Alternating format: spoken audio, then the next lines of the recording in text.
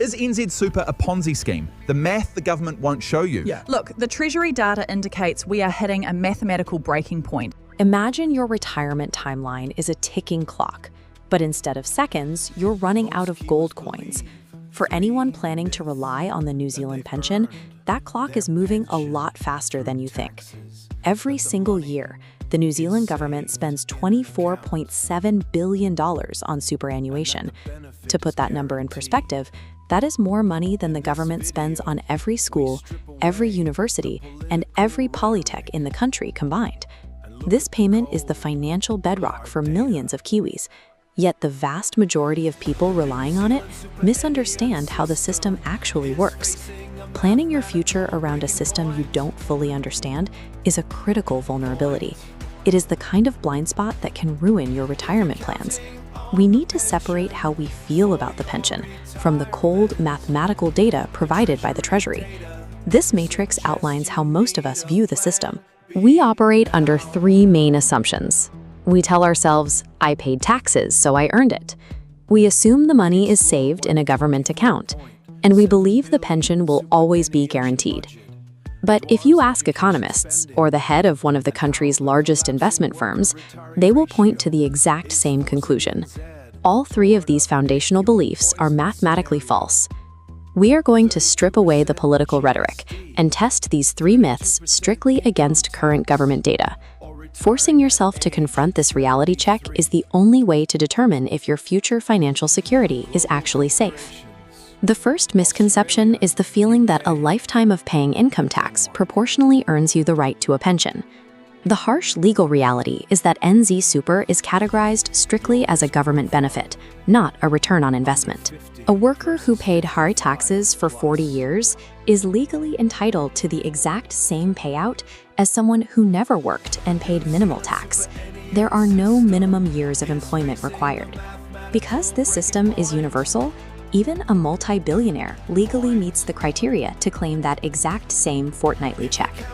Economists estimate that if New Zealand adopted means testing, roughly 40% of people currently on super wouldn't get it. We are paying $9 billion a year to people who may not actually need the money, which places immense strain on the country's resources. Treating NZ Super as earned money creates a false sense of security. Universal benefits are highly vulnerable to sudden policy changes, and high earners could easily find themselves frozen out completely overnight. The second misconception is the belief that your tax money goes into a protected government savings account with your name on it. In reality, NZ Super is a pay-as-you-go system. The taxes you pay today immediately walk out the door to fund today's retirees. You might be thinking about the $90 billion NZ Super Fund, assuming that is the war chest designed to future-proof this problem. The NZ Super Fund has never actually been drawn on to pay for current pensions. Today's payouts are funded 100% by general taxation. This chart visualizes our total projected pension costs. Even at its forecasted peak in the 2080s, the NZ Super Fund will cover just 12% of the required costs. That massive 88% gap must be generated entirely by the incoming generation of taxpayers. Your retirement is not protected by past savings. It is chained entirely to a future workforce's ability and willingness to be taxed. This brings us to the final misconception, the assumption that the system can maintain the status quo without drastically altering the retirement age or our tax rates. Let's establish the historical baseline. In the 1960s, there was a comfortable ratio where 7 taxpayers supported every 1 retiree. This line graph maps that ratio over time. Today, that buffer has already shrunk to 4 workers per retiree.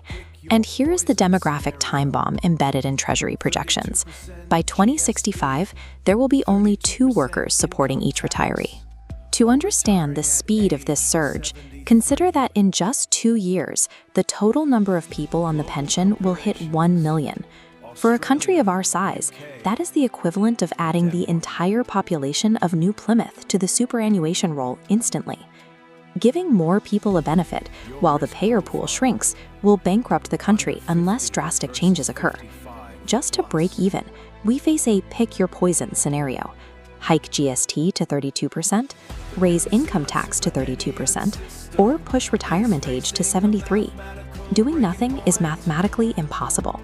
We are facing a future where citizens either accept crippling taxes or work nearly a decade longer than their parents. While New Zealand kicks the can down the road, peer nations are already aggressively overhauling their pension systems to survive. Australia has already pushed its retirement age to 67 and implemented strict means testing. The United Kingdom is actively moving its eligibility age towards 68. Denmark is pushing even further, raising its retirement age towards 70. New Zealand's status as a global outlier, refusing to implement means testing or age hikes, guarantees one thing: when the fix finally comes, it will be a harsh, sudden shock to the public. This decision tree shifts us from theory to action, dividing the audience into two distinct risk profiles based on age.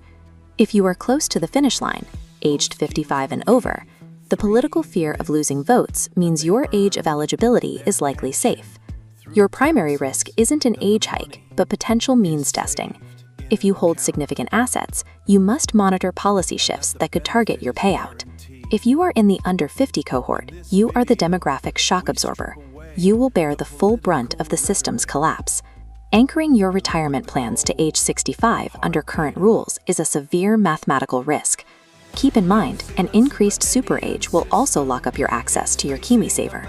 You need to immediately begin building independent wealth, whether through property, index funds, or business, operating under the assumption you must self-fund into your 70s. The only safe, data-driven strategy is to treat NZ Super as a surprise bonus rather than the foundation of your survival.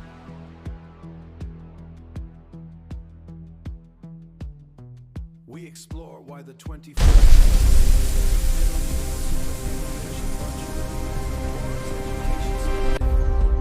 This is a true collaboration between human and machine.